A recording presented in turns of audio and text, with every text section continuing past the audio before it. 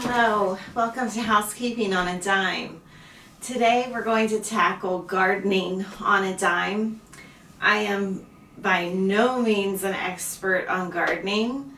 I would consider this a very beginner's gardening class, and I am just going to share with you, not comprehensive, but just some tips that I have learned in the last, I'd say, dozen years of very small plot vegetable garden. Most of the tips are going to be about growing fruits and vegetables on the cheap, of course. And I will touch on landscaping a little bit at the end and how to do that on the cheap. But most of it will be vegetable and fruit gardening because we're finally into March of 2025, and I've wanted to do this video for years, but never thought I had enough experience. And then we had a little breakthrough last year in gardening, and I just have to show it to you at the end of this video. So I'm going to start off with giving tips on a vegetable fruit garden, and then we'll go from there. So, and most people would assume that growing plants from seeds, excuse me if you didn't hear that, is the cheapest way to go about planting fruits and vegetables. And that is mostly true in my experience. However, there are ways that commercial growers can grow plants and seeds so much better than I can in my kitchen window.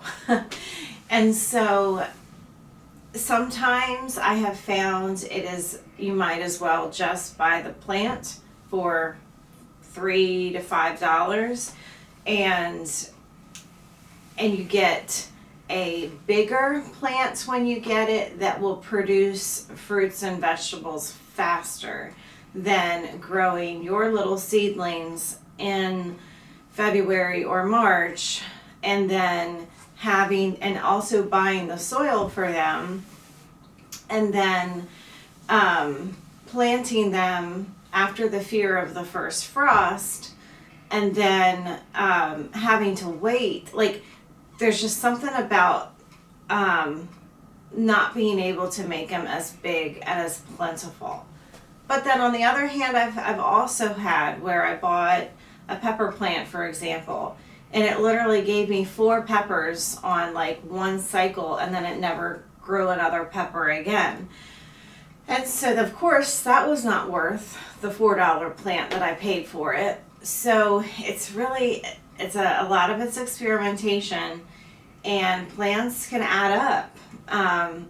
So we have to be careful that we buy wisely.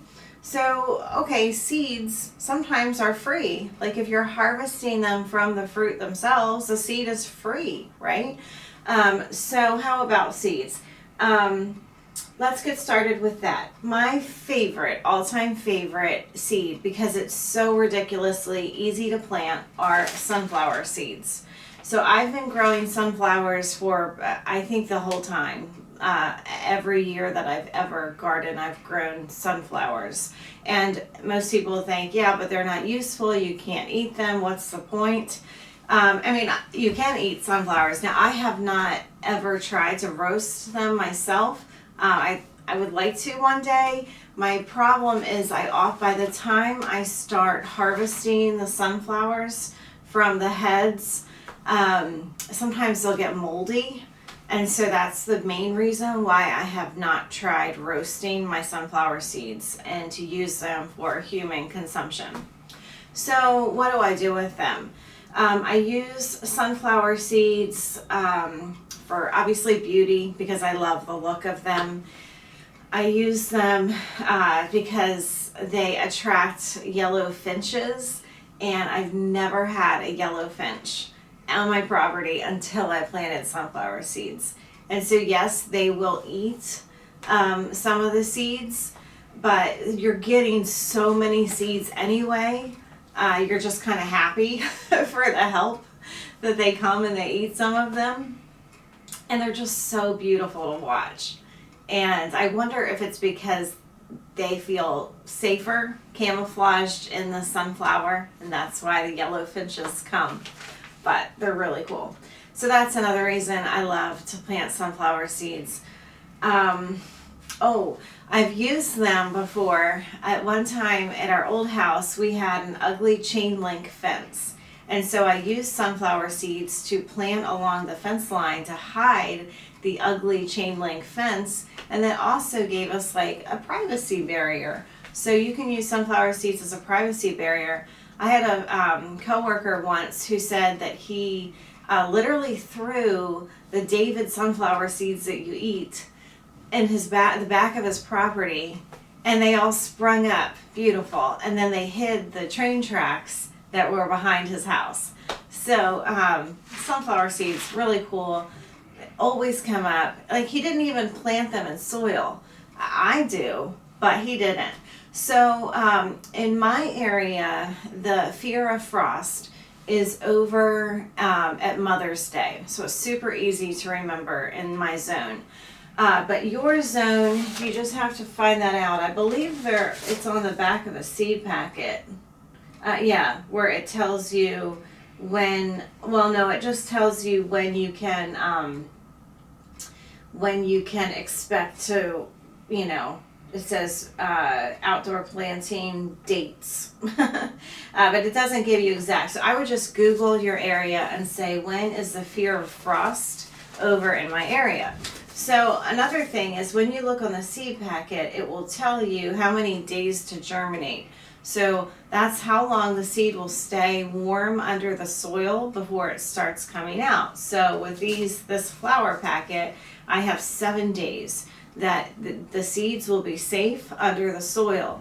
So that tells me I have a week before Mother's Day that I can put that seed in the ground, and it'll be safe even if there is a frost. But so that's about a week before Mother's Day. I will go out to my garden and I will plant my sunflower seeds right in the garden, and then I also will plant cantaloupe seeds right in the ground. Now, that means they won't start producing till August, because it's going to take them that long to be watered and to come up. And you might want your produce or your sunflowers sooner than that. So then you will need to plant them indoors, the seeds indoors earlier to get your plants. My issue with that is I just don't have enough room. I don't have a greenhouse. I don't have enough room to have all these little containers of seedlings in my house growing. And secondly, I found that they're prone to mold if I plant them too soon.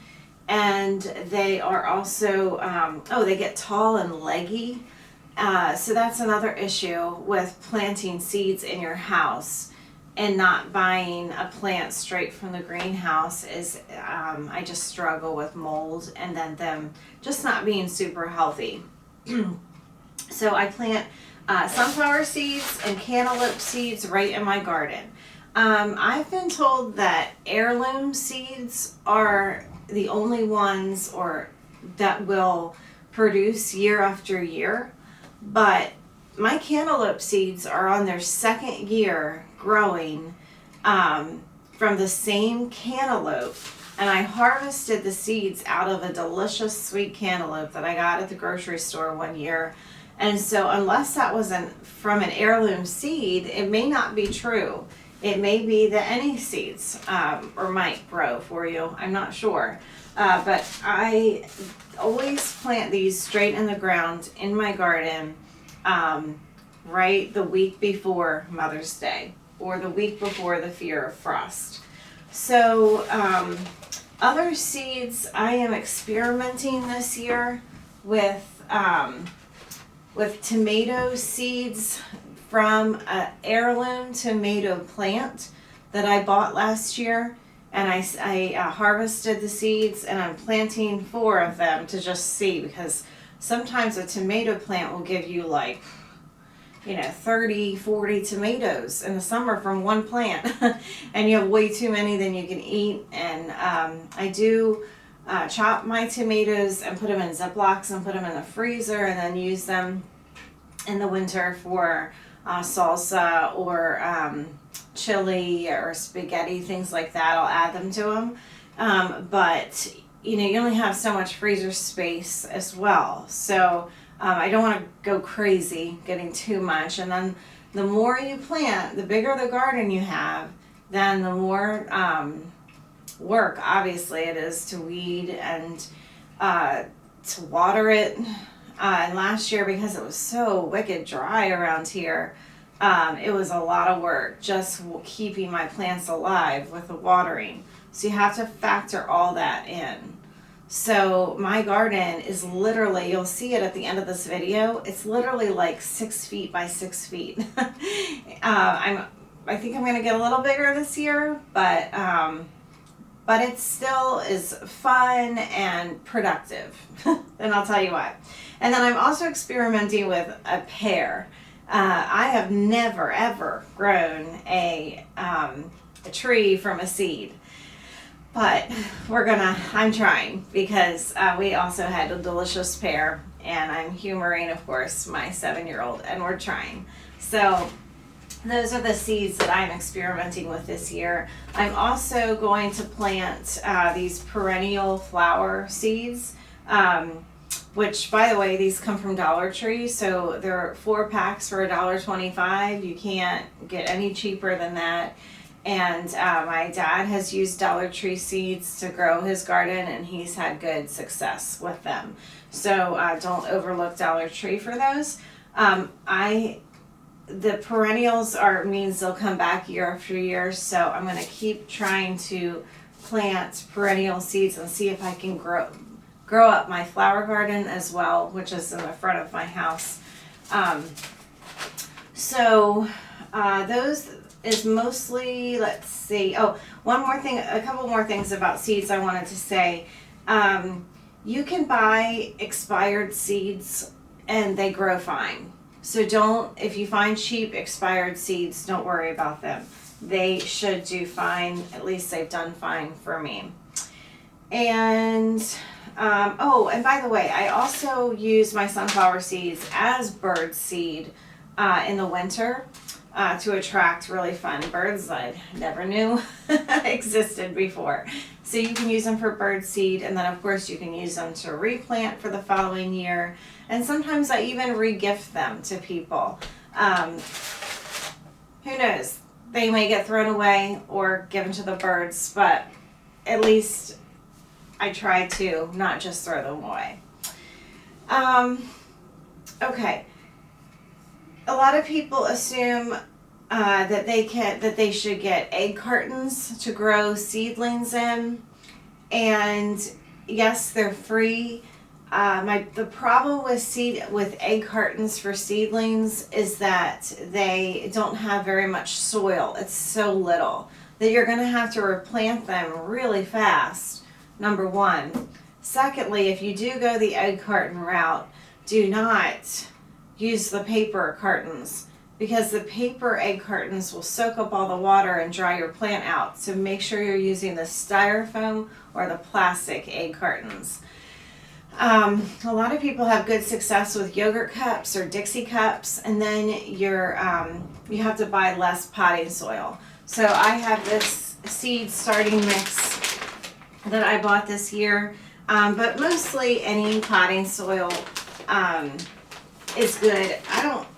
Maybe that's my problem, that I'm not buying expensive soil, and that's why I'm not getting the results that you can get from a greenhouse. But you know me, I'm housekeeping on a dime, so I do things on the cheap. So I'm using this year, and I'll let you know how that works.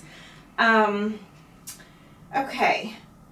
I think I'm all done with seeds. So let's transition. One comment about plants I want to tell you about. We bought a $1 watermelon plant last year. That $1 watermelon plant gave us at least 12 watermelons, and they all came out when they were supposed to, about the end of July. Like, I wanted them, of course, everybody wants watermelon for 4th of July. I don't think it was ripe yet. I think We cut it open and it was white and it was not ripe. I think we had to wait till about the end of July before they were ripe. And that's the only problem I had with the watermelon, is I wasted a couple of them because I cut them before they were ripe. But boy, talk about bang for your buck. 12 watermelons from $1 plant. So that was totally worth it. And a piece of advice for you, if you do have a small garden, plant that one watermelon plant in the middle because it's going to take over your lawn if you don't. And then you don't know, you can't mow, because if you mow over those, I think they're called stolons, if you mow over them, the little shoots, then you're killing your plant. So at least I'm going to try this year, hopefully I'm right, to plant it in the middle. Even if some of the other plants are taking away the sun from it, that plant was so hardy. I don't know if anything could have killed it, because I did mow over it once in a while and it still kept producing watermelons. So definitely that's a good bang for your buck. Okay, so let's get to the actual garden itself and tilling your garden, because this is one of the issues that I was like, oh, so much work and so lazy, because my dad literally tills his garden with a shovel and turns the soil over, and then he adds horse manure to it, and he does a great job, but I'm too lazy for that, right? So I'm like, what do I do? Do I hire somebody to till my garden? Because you'll see ads on Facebook for farmers who'll come over and till your garden. Let's see, you can rent a tiller, a gas-powered tiller. You can buy one, but then, of course, it's not on a dime anymore. You're paying a few $100s. Well, it was like $200 when I priced a gas-powered tiller at Lowe's last year. It was around $200. And so I didn't know what I was going to do. So I thought, well, I'll give it one more try. When we bought this house, we inherited, I should have brought it with me to show you. I forgot. I'll show, it's in the end of this video though, so you'll get to see it. It's a handheld twist tiller. I inherited it from the previous owner at this house. And you stick it in the ground and you twist, and a clump of dirt comes out. And it's really great, but unless your soil is like super wet, like you've had rain and nothing but rain, it's really difficult to get the grass out, because the grass or weeds or whatever you've got there has such heavy roots. So here's the breakthrough we had last year. I was, asking my husband to help me because he's got big muscles. And so he could do it, but it even was difficult even for him. So he's like, all we need to do is add a little extra leverage. So we found a couple PVC pipes, and they're long. You'll see them at the end of this video, but we stuck them on the handles, and my son and I just walked in a circle around the pipes, and sure enough, it's a breeze now.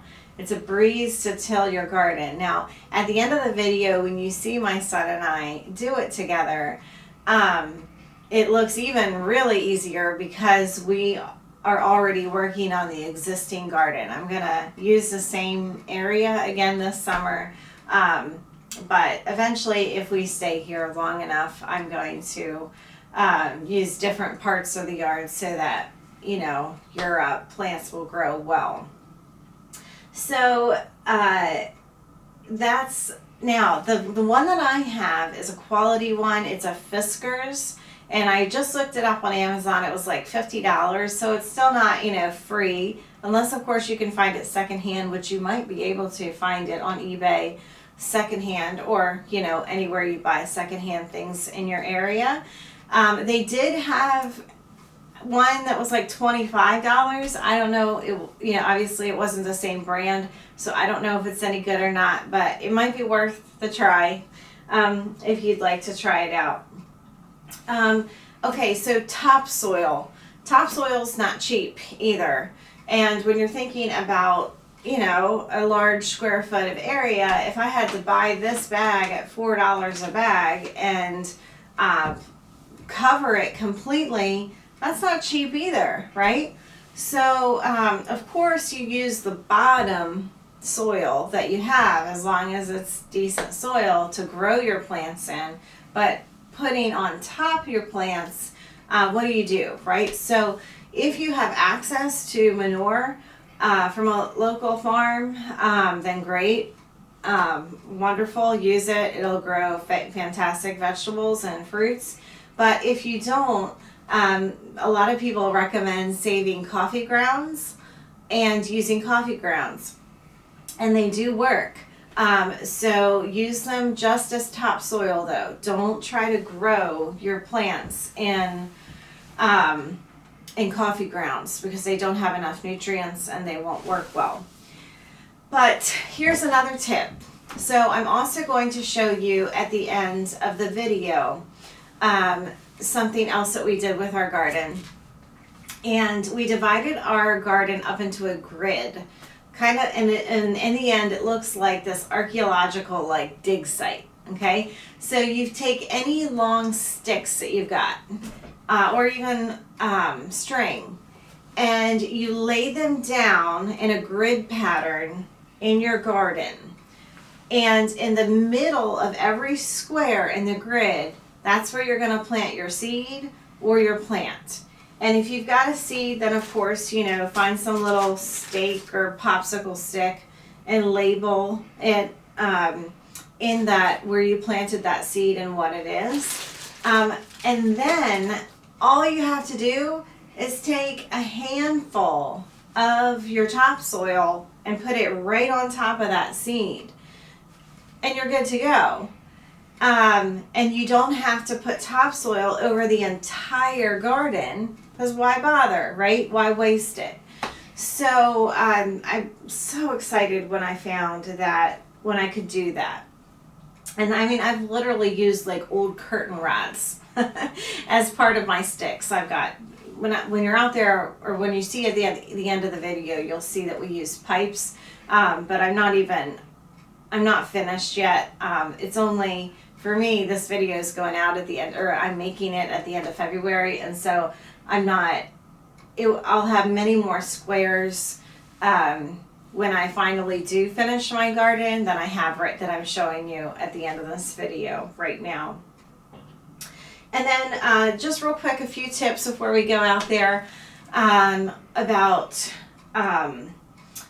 landscaping, okay? I know a lot of people probably would look at clearance perennials and shrubs at Lowe's, Home Depot, wherever you go for your gardening things and be like, no way, I'm not buying that. It looks all dried up. It looks dead.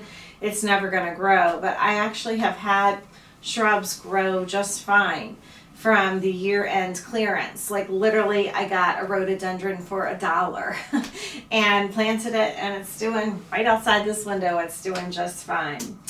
And then there are some types of plants that will make free plants all by themselves. So, of course, I don't have the exact term for what they are in my head that you would learn in science class, but for example, a forsythia bush. Okay, so forsythia bushes are those, you know, yellow bushes that come out right the very first thing that comes out at spring. And they produce these little shoots all along the bottom that you just dig up and replant, and they grow so fast. And they're fabulous for like a privacy barrier, a row of forsythia bushes. Now, the only problem is because they grow so fast, it's a ton of trimming them up to keep them not from growing out of control. Like I have one at my house that's out of control that I desperately need to prune this spring to like shorter than me so that I can keep it under control. And so there are a lot of pruning, but they're free because they grow little babies all around them. They say that you can actually clip a branch stick it in water and it will root on its own and then plant that. But I've tried that and I never had success. I don't know if I wasn't patient enough with it. I don't know. But they say you can do that. Pachysandra are also like that, and that's like a ground cover that can cover ugly places, but I had no luck when I tried to replant Pachysandra one time, but it could have been me. I didn't water it, things like that. And then the last thing I wanted to say about landscaping is if you have wooded areas, you can often find holly trees growing, little holly trees growing out there for free, and also little cedar trees. I mean, I don't know, you may be looking at this video in a totally different area than me and have no cedar trees and no holly trees anywhere in your wooded areas, but at least in the East Coast of the United States, I can find them. And then if you have access to those woods, you can just dig them up and replant them for free. And it's a really great money-saving tip. So I hope this information is helpful. Like I said, it's just for beginning gardeners who have no money, how to garden on a dime. And so now I'm going to take you outside with my son, and we're going to show you the twist hand tiller and how to use it. And then I'm going to just real briefly show you how we lay down our poles, but I'm sure you've got it on your own even without seeing me do that. So for the sake of editing the video, I'm just going to say goodbye now, and I hope to see you again soon. Bye-bye.